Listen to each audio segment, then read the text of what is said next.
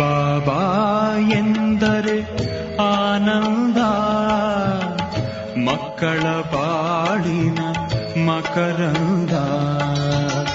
ಬಾಬಾ ಎಂದರೆ ಆನಂದ, ಮಕ್ಕಳ ಬಾಳಿನ ಮಕರಂದ. ಬಾಬಾ ಎನ್ನುತ್ತ ಬಳಿಯಲಿ ಕರೆದು, ಬಾಬಾ ಎನ್ನುತ್ತ ಬಳಿಯಲಿ ಕರೆದು, ಶಾಂತಿಯ ನೀಡುವ ಒಲವಿಂದ, ಶಾಂತಿಯ ನೀಡುವ ಒಲವಿಂದ. ಬಾಬಾ ಎಂದರೆ ಆನಂದ, ಮಕ್ಕಳ ಬಾಳಿನ ಮಕರಂದ.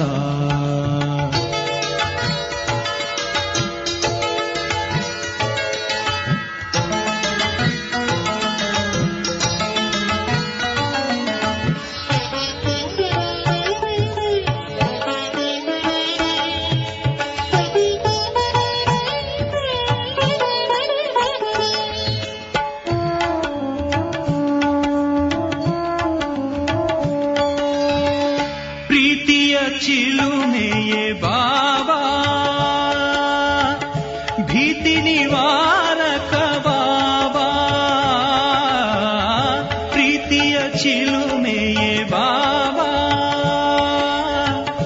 ಭೀತಿ ನಿವಾರಕ ಬಾಬಾ. ಆತ್ಮದ ಜ್ಯೋತಿಯ ಬೆಳಕನ್ನು ಚೆಲ್ಲಿ, ಆತ್ಮದ ಜ್ಯೋತಿಯ ಬೆಳಕನ್ನು ಚೆಲ್ಲಿ, ಚಿತ್ತದ ಕತ್ತಲೆ ನೀಗುವ ಬಾಬಾ, ಚಿತ್ತದ ಕತ್ತಲೆ ನೀಗುವ ಬಾಬಾ. ಬಾಬಾ ಎಂದರೆ ಆನಂದ, ಮಕ್ಕಳ ಬಾಳಿನ ಮಕರಂದ.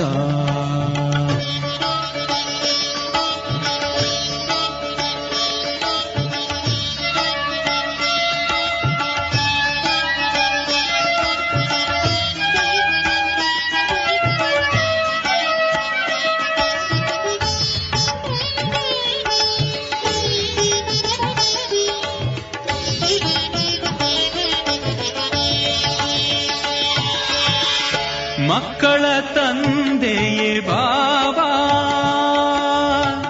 ಜ್ಯೋತಿ ಸ್ವರೂಪನೇ ಬಾಬಾ. ಮಕ್ಕಳ ತಂದೆಯೇ ಬಾಬಾ, ಜ್ಯೋತಿ ಸ್ವರೂಪನೇ ಬಾಬಾ. ಆತ್ಮದ ಮಾರ್ಗದಿ ಮುಂದಕ್ಕೆ ನಡೆಯೇ, ಆತ್ಮದ ಮಾರ್ಗದಿ ಮುಂದಕ್ಕೆ ನಡೆಯೇ, ಮುಕ್ತಿಯ ದಾರಿಯ ತೋರುವ ಬಾಬಾ, ಮುಕ್ತಿಯ ದಾರಿಯ ತೋರುವ ಬಾಬಾ.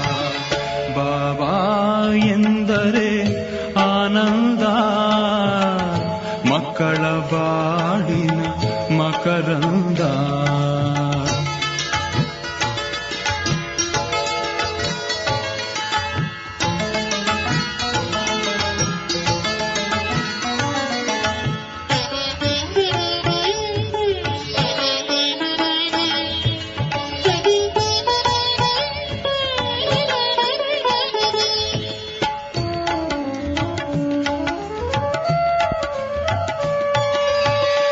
ಜ್ಞಾನವ ತಿಳಿಸಿಹ ಬಾಬಾ,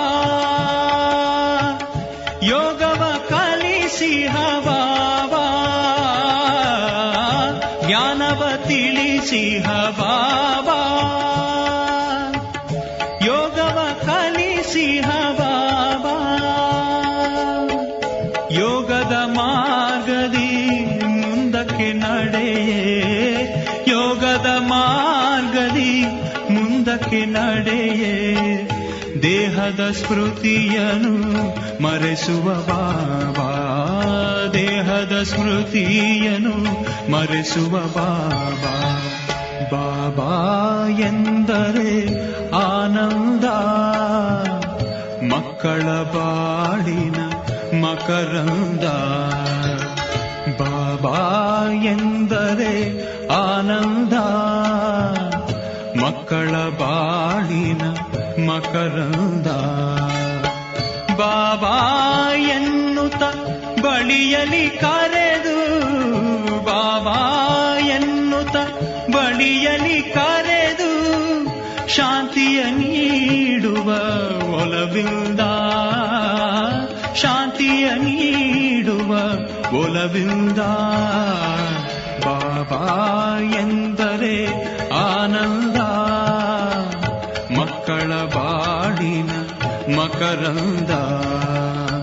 ಬಾಬಾ ಎಂದರೆ ಆನಂದ, ಮಕ್ಕಳ ಬಾಳಿನ ಮಕರಂದ.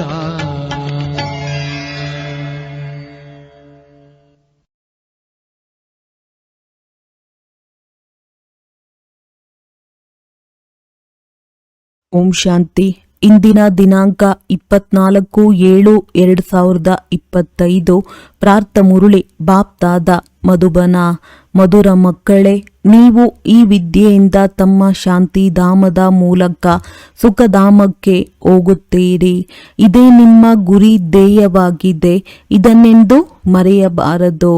ಪ್ರಶ್ನೆ: ನೀವು ಮಕ್ಕಳೇ ಸಾಕ್ಷಿಯಾಗಿ ಈ ಸಮಯದ ನಾಟಕದ ಯಾವ ದೃಶ್ಯವನ್ನು ನೋಡುತ್ತಿದ್ದೀರಿ? ಉತ್ತರ: ಈ ಸಮಯದ ನಾಟಕದಲ್ಲಿ ಸಂಪೂರ್ಣ ದುಃಖದ ದೃಶ್ಯವಿದೆ. ಒಂದು ವೇಳೆ ಯಾರಿಗಾದರೂ ಸುಖವಿದ್ದರೂ ಸಹ ಅದು ಅಲ್ಪಕಾಲದ ಕಾಗವಿಷ್ಟ ಸಮಾನ. ಉಳಿದೆಲ್ಲವೂ ದುಃಖವೇ ದುಃಖವಿದೆ. ನೀವು ಮಕ್ಕಳು ಈಗ ಪ್ರಕಾಶದಲ್ಲಿ ಬಂದಿದ್ದೀರಿ. ನಿಮಗೆ ತಿಳಿದಿದೆ, ಕ್ಷಣ ಪ್ರತಿಕ್ಷಣ ಬೇಹದ್ದಿನ ಸೃಷ್ಟಿ ಚಕ್ರವು ಸುತ್ತುತ್ತಾ ಇರುತ್ತದೆ. ಒಂದು ದಿನವೂ ಇನ್ನೊಂದು ದಿನಕ್ಕೆ ಹೋಲುವುದಿಲ್ಲ. ಇಡೀ ಪ್ರಪಂಚದ ಚಟುವಟಿಕೆಗಳು ಬದಲಾಗುತ್ತಿರುತ್ತವೆ. ಹೊಸ ದೃಶ್ಯವು ಬರುತ್ತಿರುತ್ತದೆ. ಡಬಲ್ ಓಂ ಶಾಂತಿ. ಒಂದನೆಯದಾಗಿ ತಂದೆಯು ಸ್ವಧರ್ಮದಲ್ಲಿ ಸ್ಥಿತರಾಗುತ್ತಾರೆ. ಎರಡನೆಯದು ಮಕ್ಕಳಿಗೂ ಸಹ ಸ್ವಧರ್ಮದಲ್ಲಿ ಸ್ಥಿತರಾಗಿ ಮತ್ತು ತಂದೆಯನ್ನು ನೆನಪು ಮಾಡಿ ಎಂದು ಹೇಳುತ್ತಾರೆ. ಸ್ವಧರ್ಮದಲ್ಲಿ ಸ್ಥಿತರಾಗಿ ಎಂದು ಮತ್ಯಾರು ಹೇಳಲು ಸಾಧ್ಯವಿಲ್ಲ. ನೀವು ಮಕ್ಕಳ ಬುದ್ಧಿಯಲ್ಲಿ ನಿಶ್ಚಯವಿದೆ. ನಿಶ್ಚಯ ಬುದ್ಧಿ ವಿಜಯಂತಿ. ಅವರೇ ವಿಜಯವನ್ನು ಹೊಂದುತ್ತಾರೆ. ವಿಜಯವೆಲ್ಲಿಯದು? ತಂದೆಯ ಆಸ್ತಿಯು ವಿಜಯ. ಸ್ವರ್ಗದಲ್ಲಿ ಹೋಗುವುದು ತಂದೆಯ ಆಸ್ತಿಯ ಮೇಲೆ ವಿಜಯವನ್ನು ಪಡೆಯುವುದಾಗಿದೆ. ಆದರೆ ಪದವಿಗಾಗಿ ಪುರುಷಾರ್ಥ ಮಾಡಬೇಕಾಗಿದೆ. ಸ್ವರ್ಗದಲ್ಲಿ ಹೋಗುವುದಂತೂ ಅವಶ್ಯಕ. ಮಕ್ಕಳಿಗೆ ತಿಳಿದಿದೆ, ಇದು ಚೀಚಿ ಪ್ರಪಂಚವಾಗಿದೆ. ಇನ್ನು ಬಹಳಷ್ಟು ದುಃಖವು ಬರುವುದಿದೆ. ನಾಟಕದ ಚಕ್ರವನ್ನು ಸಹ ನೀವು ಅರಿತಿದ್ದೀರಿ. ಪಾವನರನ್ನಾಗಿ ಮಾಡಿ ಎಲ್ಲ ಆತ್ಮಗಳನ್ನು ಸೊಳ್ಳೆಗಳ ಉಪಾಧಿಯಲ್ಲಿ ಕರೆದುಕೊಂಡು ಹೋಗಲು ಅನೇಕ ಬಾರಿ ತಂದೆಯು ಬಂದಿದ್ದಾರೆ. ನಂತರ ತಾನೂ ಸಹ ನಿರ್ವಾಣಧಾಮದಲ್ಲಿ ಹೋಗಿ ನಿವಾಸ ಮಾಡುತ್ತಾರೆ. ಮಕ್ಕಳು ಹೋಗುತ್ತೀರಾ? ನೀವು ಮಕ್ಕಳಿಗೆ ಈ ಖುಷಿ ಇರಬೇಕು.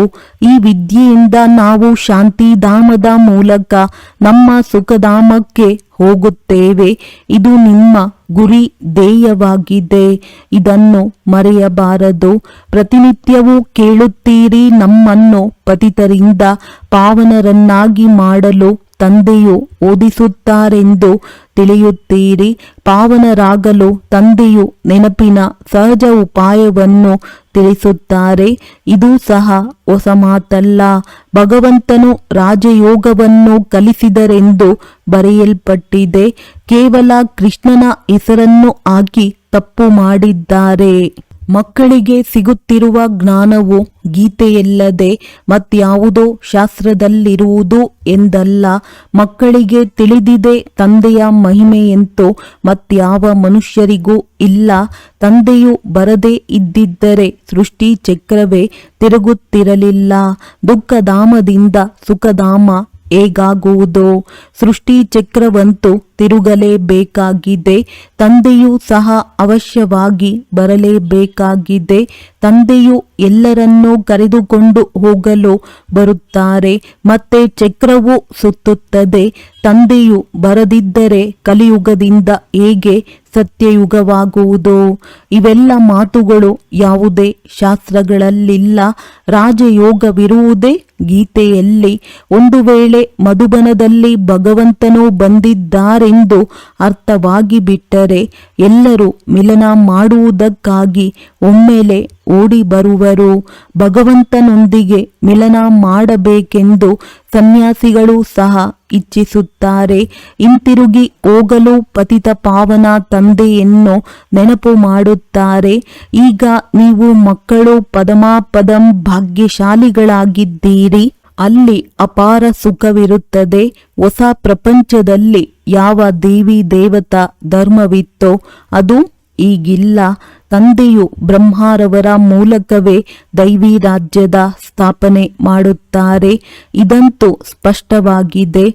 ನಿಮ್ಮ ಗುರಿ ಧ್ಯೇಯವು ಇದೇ ಆಗಿದೆ. ಇದರಲ್ಲಿ ಸಂಶಯದ ಮಾತೇ ಇಲ್ಲ. ಮುಂದೆ ಹೋದಂತೆ ಎಲ್ಲರಿಗೂ ಅರ್ಥವಾಗುತ್ತದೆ. ರಾಜಧಾನಿಯು ಅವಶ್ಯವಾಗಿ ಸ್ಥಾಪನೆಯಾಗುತ್ತಿದೆ. ಆದಿ ಸನಾತನ ದೇವಿ ದೇವತಾ ಧರ್ಮವಾಗಿದೆ. ಯಾವಾಗ ನೀವು ಸ್ವರ್ಗದಲ್ಲಿರುತ್ತೀರಿ ಆಗ ಇದರ ಹೆಸರೇ ಭಾರತ ಎಂದಾಗಿರುತ್ತದೆ. ನಂತರ ನೀವು ನರಕದಲ್ಲಿ ಬಂದಾಗ ಹಿಂದೂಸ್ತಾನವೆಂಬ ಹೆಸರು ಬರುತ್ತದೆ. ಇಲ್ಲಿ ಎಷ್ಟೊಂದು ದುಃಖವೇ ದುಃಖವಿದೆ. ಈಗ ಈ ಸೃಷ್ಟಿಯು ಬದಲಾಗುತ್ತದೆ. ನಂತರ ಸ್ವರ್ಗದಲ್ಲಿ ಸುಖಧಾಮವಿರುತ್ತದೆ. ಈ ಜ್ಞಾನವು ನೀವು ಮಕ್ಕಳಿಗೆ ಇದೆ. ಪ್ರಪಂಚದಲ್ಲಿ ಮನುಷ್ಯರು ಏನನ್ನೂ ತಿಳಿದುಕೊಂಡಿಲ್ಲ. ಸ್ವಯಂ ತಂದೆಯೇ ಹೇಳುತ್ತಾರೆ, ಈಗ ಅಂಧಕಾರ ರಾತ್ರಿಯಾಗಿದೆ. ರಾತ್ರಿಯಲ್ಲಿ ಮನುಷ್ಯರು ಹುಡುಕಾಡುತ್ತಿರುತ್ತಾರೆ. ನೀವು ಮಕ್ಕಳು ಬೆಳಕಿನಲ್ಲಿದ್ದೀರಿ. ಇದನ್ನು ಸಹ ಸಾಕ್ಷಿಯಾಗಿ ಬುದ್ಧಿಯಲ್ಲಿ ಧಾರಣೆ ಮಾಡಿಕೊಳ್ಳಬೇಕಾಗಿದೆ. ಕ್ಷಣ ಪ್ರತಿಕ್ಷಣ ಬೇಹದ್ದಿನ ಸೃಷ್ಟಿ ಚಕ್ರವು ಸುತ್ತುತ್ತಿರುತ್ತದೆ. ಒಂದು ದಿನವೂ ಇನ್ನೊಂದು ದಿನಕ್ಕೆ ಹೋಲುವುದಿಲ್ಲ. ಇಡೀ ಪ್ರಪಂಚದ ಪಾತ್ರವು ಬದಲಾಗುತ್ತಿರುತ್ತದೆ. ಹೊಸ ದೃಶ್ಯವು ಬರುತ್ತಿರುತ್ತದೆ. ಈ ಸಮಯದಲ್ಲಿರುವುದೇ ಸಂಪೂರ್ಣ ದುಃಖದ ದೃಶ್ಯ. ಒಂದು ವೇಳೆ ಸುಖವಿದ್ದರೂ ಸಹ ಅದು ಕಾಗವಿಷ್ಟ ಸಮಾನ. ಉಳಿದಂತೆ ದುಃಖವೇ ದುಃಖವಿದೆ. ಈ ಜನ್ಮದಲ್ಲಿ ಸ್ವಲ್ಪ ಸುಖವಿದ್ದರೂ ಸಹ ಇನ್ನೊಂದು ಜನ್ಮದಲ್ಲಿ ದುಃಖ. ಈಗ ನೀವು ಮಕ್ಕಳ ಬುದ್ಧಿಯಲ್ಲಿದೆ, ನಾವೀಗ ಮನೆಗೆ ಹೋಗುತ್ತೇವೆ. ಇದರಲ್ಲಿ ಪಾವನರಾಗುವ ಪರಿಶ್ರಮ ಪಡಬೇಕಾಗಿದೆ. ಶ್ರೀ ತಂದೆಯು ಶ್ರೀ ಲಕ್ಷ್ಮೀನಾರಾಯಣರಾಗುವ ಶ್ರೀಮತವನ್ನು ಕೊಟ್ಟಿದ್ದಾರೆ. ಹೇಗೆ ಬ್ಯಾರಿಸ್ಟರ್ ಆಗಿ ಎಂದು ಮತ ಕೊಡುತ್ತಾರೆ. ಈಗ ತಂದೆಯೂ ಸಹ ಹೇಳುತ್ತಾರೆ, ಶ್ರೀಮತದಿಂದ ನೀವು ಈ ದೇವತೆಗಳಾಗಿ ತಮ್ಮೊಂದಿಗೆ ತಾವು ಕೇಳಿಕೊಳ್ಳಿ, ನನ್ನಲ್ಲಿ ಯಾವುದೇ ಅವಗುಣವೂ ಇಲ್ಲವೇ. ಈ ಸಮಯದಲ್ಲಿ ಆಡುತ್ತಾರೆ, ನಾನು ನಿರ್ಗುಣನಲ್ಲಿ ಯಾವುದೇ ಗುಣವಿಲ್ಲ. ತಾವೇ ದಯೆ ತೋರಿಸಿ ಎಂದು. ದಯೆ ಅರ್ಥಾತ್ ಅನುಕಂಪ. ತಂದೆಯು ತಿಳಿಸುತ್ತಾರೆ, ಮಕ್ಕಳೇ, ನಾನಂತೂ ಯಾರ ಮೇಲೂ ದಯೆ ತೋರಿಸುವುದಿಲ್ಲ. ಪ್ರತಿಯೊಬ್ಬರೂ ತಮ್ಮ ಮೇಲೆ ತಾವೇ ದಯೆ ತೋರಿಸಿಕೊಳ್ಳಬೇಕಾಗಿದೆ. ಈ ನಾಟಕವು ಮಾಡಲ್ಪಟ್ಟಿದೆ. ನಿರ್ದಯಿಯಾದ ರಾವಣನು ನಿಮ್ಮನ್ನು ದುಃಖದಲ್ಲಿ ಕರೆದುಕೊಂಡು ಹೋಗುತ್ತಾನೆ. ಇದು ಸಹ ಡ್ರಾಮಾದಲ್ಲಿ ನಿಗದಿಯಾಗಿದೆ. ಇದರಲ್ಲಿ ರಾವಣನದ್ದೂ ಸಹ ದೋಷವಿಲ್ಲ. ತಂದೆಯು ಬಂದು ಕೇವಲ ಸಲಹೆ ಕೊಡುತ್ತಾರೆ. ಇದೇ ಅವರ ದಯೆಯಾಗಿದೆ. ಬಾಕಿ ಈ ರಾವಣ ರಾಜ್ಯವಂತೂ ಕಲ್ಪದ ನಂತರವೂ ನಡೆಯುವುದು. ನಾಟಕವು ಅನಾದಿಯಾಗಿದೆ. ಇದರಲ್ಲಿ ರಾವಣನದ್ದು ದೋಷವಿಲ್ಲ, ಮನುಷ್ಯರದ್ದು ದೋಷವಿಲ್ಲ. ಚಕ್ರವು ಸುತ್ತಲೇಬೇಕಾಗಿದೆ. ರಾವಣನಿಂದ ಬಿಡಿಸಿಕೊಳ್ಳುವುದಕ್ಕಾಗಿ ತಂದೆಯು ಯುಕ್ತಿಗಳನ್ನು ತಿಳಿಸುತ್ತಿರುತ್ತಾರೆ. ರಾವಣನ ಮತದಂತೆ ನೀವು ಎಷ್ಟೊಂದು ಪಾಪಾತ್ಮರಾಗಿದ್ದೀರಿ. ಈಗ ಹಳೆಯ ಪ್ರಪಂಚವಿದೆ, ನಂತರ ಅವಶ್ಯವಾಗಿ ಹೊಸ ಪ್ರಪಂಚವು ಬರುವುದು. ಚಕ್ರವಂತೂ ತಿರುಗುವುದಲ್ಲವೇ. ಸತ್ಯಯುಗವು ಪುನಃ ಅವಶ್ಯವಾಗಿ ಬರಬೇಕಾಗಿದೆ. ಈಗ ಸಂಗಮ ಯುಗವಾಗಿದೆ. ಮಹಾಭಾರತ ಯುದ್ಧವೂ ಸಹ ಈ ಸಮಯದ್ದಾಗಿದೆ. ವಿನಾಶಕಾಲೆ ವಿಪರೀತ ಬುದ್ಧಿ ವಿನಶ್ಯಂತಿ. ಇದು ಆಗಲಿದೆ. ನಾವು ವಿಜಯಿಗಳಾಗಿ ಸ್ವರ್ಗದ ಮಾಲೀಕರಾಗುತ್ತೇವೆ, ಉಳಿದೆಲ್ಲರೂ ಆಗುವುದಿಲ್ಲ. ಇದನ್ನೂ ಸಹ ತಿಳಿದುಕೊಂಡಿದ್ದೀರಿ. ಪವಿತ್ರರಾಗದೆ ದೇವತೆಗಳಾಗುವುದು ಪರಿಶ್ರಮವಾಗುವುದು. ಈಗ ತಂದೆಯಿಂದ ಶ್ರೇಷ್ಠ ದೇವತೆಗಳಾಗುವ ಶ್ರೀಮತವು ಸಿಗುತ್ತದೆ. ಇಂತಹ ಮತವು ಮತ್ತೆಂದೂ ಸಿಗುವುದಿಲ್ಲ. ತಂದೆಯ ಶ್ರೀಮತವನ್ನು ಕೊಡುವ ಪಾತ್ರವೂ ಸಹ ಸಂಗಮ ಯುಗದಲ್ಲಿಯೇ ಇದೆ, ಮತ್ತೆಲ್ಲಿಯೂ ಇಲ್ಲ. ಭಕ್ತಿ ಎಂದರೆ ಭಕ್ತಿ, ಅದಕ್ಕೆ ಜ್ಞಾನವೆಂದು ಹೇಳುವುದಿಲ್ಲ. ಆತ್ಮಿಕ ಜ್ಞಾನವನ್ನು ಜ್ಞಾನಸಾಗರ ಪರಮ ಆತ್ಮನೇ ಕೊಡುತ್ತಾರೆ. ಅವರ ಮಹಿಮೆಯೇ ಜ್ಞಾನಸಾಗರ, ಸುಖದ ಸಾಗರ ಎಂದಾಗಿದೆ. ತಂದೆಯು ಪುರುಷಾರ್ಥದ ಯುಕ್ತಿಗಳನ್ನು ತಿಳಿಸುತ್ತಾರೆ. ಈ ಗಮನ ಕೊಡಬೇಕು. ಈಗ ಅನುತ್ತೀರ್ಣರಾದರೆ ಕಲ್ಪಕಲ್ಪವು ಅನುತ್ತೀರ್ಣರಾಗುತ್ತೀರಿ. ಬಹಳ ದೊಡ್ಡ ಪೆಟ್ಟು ಬೀಳುವುದು. ಶ್ರೀಮತದಂತೆ ನಡೆಯದಿದ್ದರೆ ಪೆಟ್ಟು ಬೀಳುವುದು. ಬ್ರಾಹ್ಮಣರ ವೃಕ್ಷವು ಅವಶ್ಯವಾಗಿ ವೃದ್ಧಿಯಾಗಬೇಕಾಗಿದೆ. ಎಷ್ಟು ದೇವತೆಗಳ ವೃಕ್ಷವಿದೆಯೋ ಅಷ್ಟೇ ವೃದ್ಧಿಯಾಗುವುದು. ನೀವು ಪುರುಷಾರ್ಥ ಮಾಡಬೇಕು ಮತ್ತು ಮಾಡಿಸಬೇಕಾಗಿದೆ. ಈ ದೈವಿ ವೃಕ್ಷದ ಸಸಿಯು ನಾಟಿಯಾಗುತ್ತಾ ಇರುವುದು. ವೃಕ್ಷವು ದೊಡ್ಡದಾಗಿ ಬಿಡುವುದು. ನೀವು ಮಕ್ಕಳಿಗೆ ತಿಳಿದಿದೆ, ಈಗ ನಮ್ಮ ಕಲ್ಯಾಣವಾಗುತ್ತದೆ. ಪತಿತ ಪ್ರಪಂಚದಿಂದ ಪಾವನ ಪ್ರಪಂಚದಲ್ಲಿ ಹೋಗುವ ಕಲ್ಯಾಣವಾಗುತ್ತದೆ. ನೀವು ಮಕ್ಕಳ ಬುದ್ಧಿಯ ಬೀಗವು ಈಗ ತೆರೆದಿದೆ. ತಂದೆಯು ಬುದ್ಧಿವಂತರಿಗೂ ಬುದ್ಧಿವಂತನಲ್ಲವೇ? ನೀವೀಗ ತಿಳಿದುಕೊಳ್ಳುತ್ತೀರಿ. ಮತ್ತೆ ಮುಂದೆ ಹೋದಂತೆ ಯಾರ್ಯಾರ ಬೀಗವು ತೆರೆಯುತ್ತದೆಯೋ ನೋಡುತ್ತೀರಿ. ಇದು ಸಹ ನಾಟಕದಲ್ಲಿ ನಡೆಯುತ್ತಿರುತ್ತದೆ. ನಂತರ ಸತ್ಯಯುಗದಿಂದ ಪುನರಾವರ್ತನೆಯಾಗುವುದು. ಯಾವಾಗ ಲಕ್ಷ್ಮೀನಾರಾಯಣರು ಸಿಂಹಾಸನದ ಮೇಲೆ ಕುಳಿತುಕೊಳ್ಳುವರೋ ಆಗ ಸಂವತ್ಸರವು ಪ್ರಾರಂಭವಾಗುವುದು. ನೀವು ಸಹ ಬರೆಯುತ್ತೀರಿ, 1 ರಿಂದ 1250 ವರ್ಷಗಳವರೆಗೆ ಸ್ವರ್ಗವಿರುವುದು. ಎಷ್ಟು ಸ್ಪಷ್ಟವಾಗಿದೆ.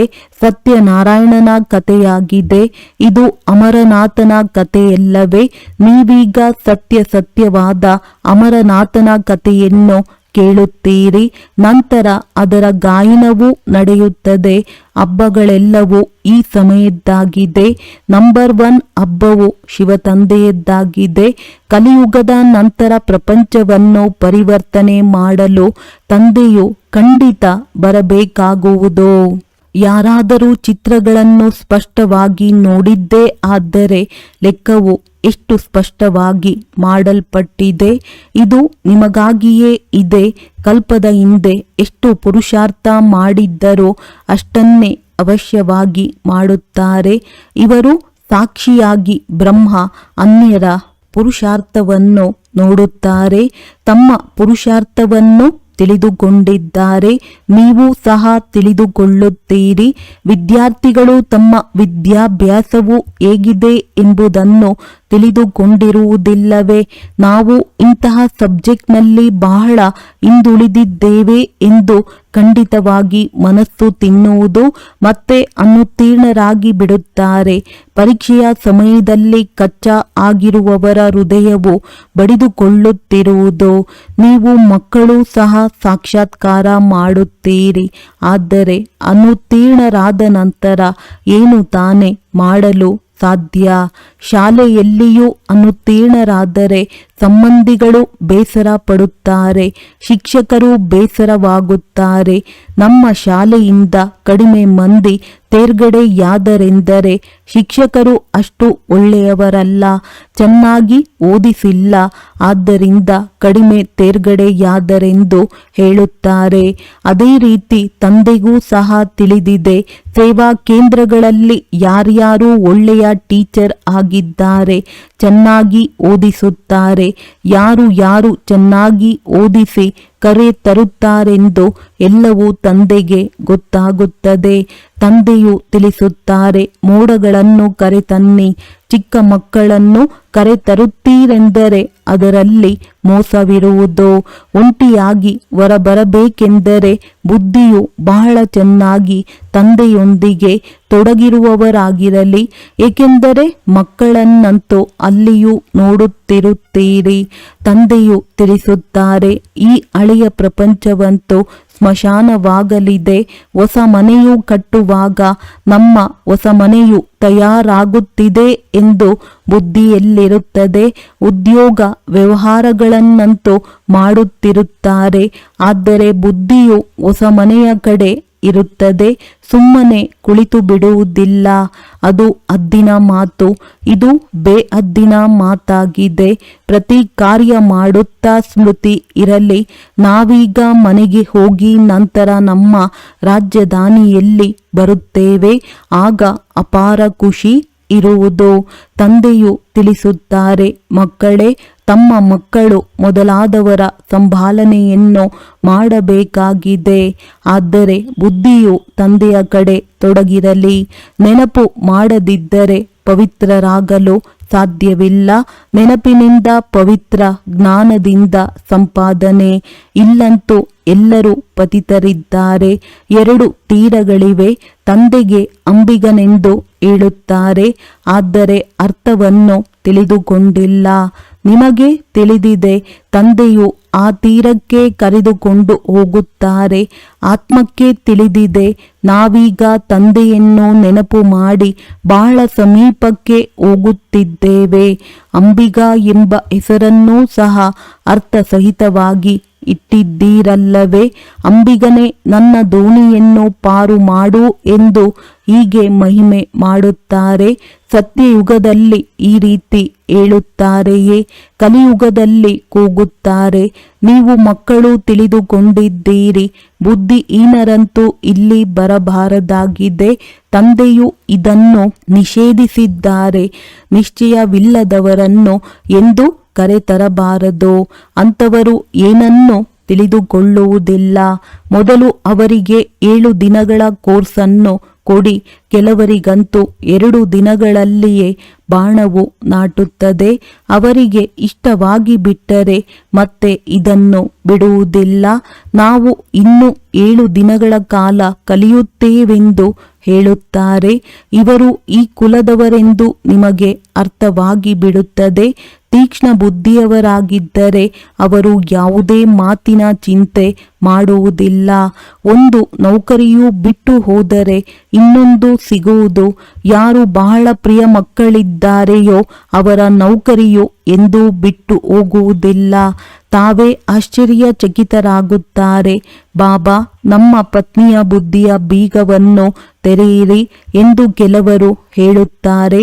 ಅದಕ್ಕೆ ತಂದೆಯು ತಿಳಿಸುತ್ತಾರೆ, ನನಗೆ ಇದನ್ನು ಹೇಳಬೇಡಿ. ನೀವು ಯೋಗ ಬಲದಲ್ಲಿದ್ದು ಕುಳಿತು ಅವರಿಗೆ ಜ್ಞಾನವನ್ನು ತಿಳಿಸಿ. ತಂದೆಯು ಬುದ್ಧಿಯನ್ನು ತೆರೆಯುವರೆ. ಹಾಗೆ ಮಾಡಿದ್ದಾದರೆ ಎಲ್ಲರೂ ಇದೇ ಕೆಲಸ ಮಾಡುತ್ತಿರುತ್ತಾರೆ. ಯಾವುದಾದರೂ ಒಂದು ಮಾತು ಲಾಭವಾಗಿದ್ದನ್ನು ಕೇಳಿದರೆ ಸಾಕು, ಅವರ ಹಿಂದೆ ಬೀಳುತ್ತಾರೆ.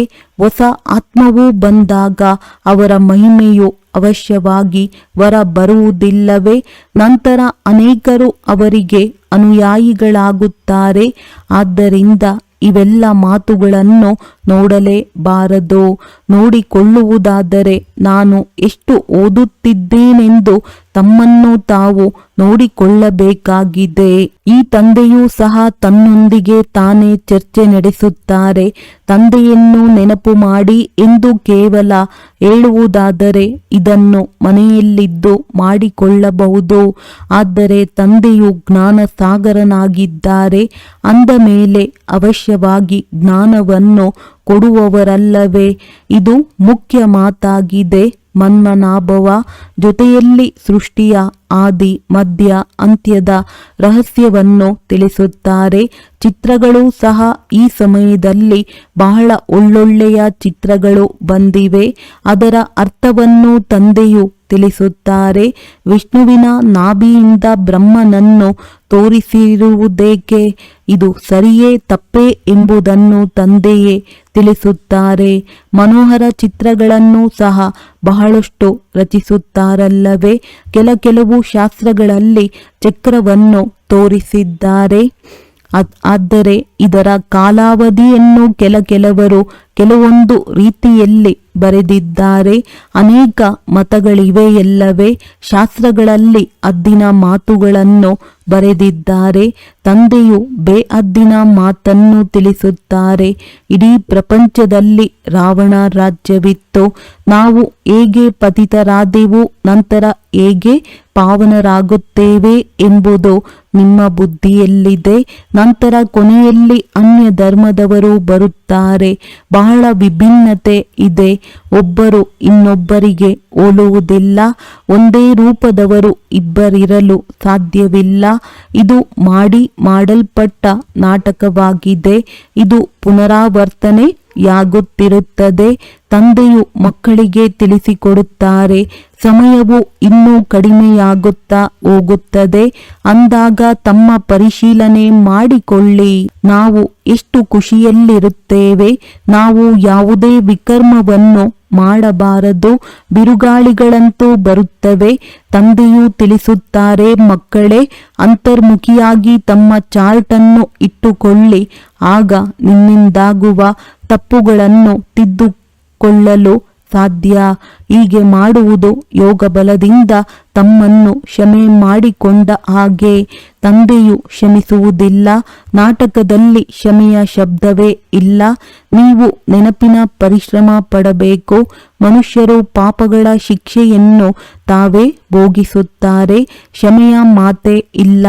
ತಂದೆಯು ತಿಳಿಸುತ್ತಾರೆ, ಪ್ರತಿಯೊಂದು ಮಾತಿನಲ್ಲಿ ಪರಿಶ್ರಮ ಪಡಿ.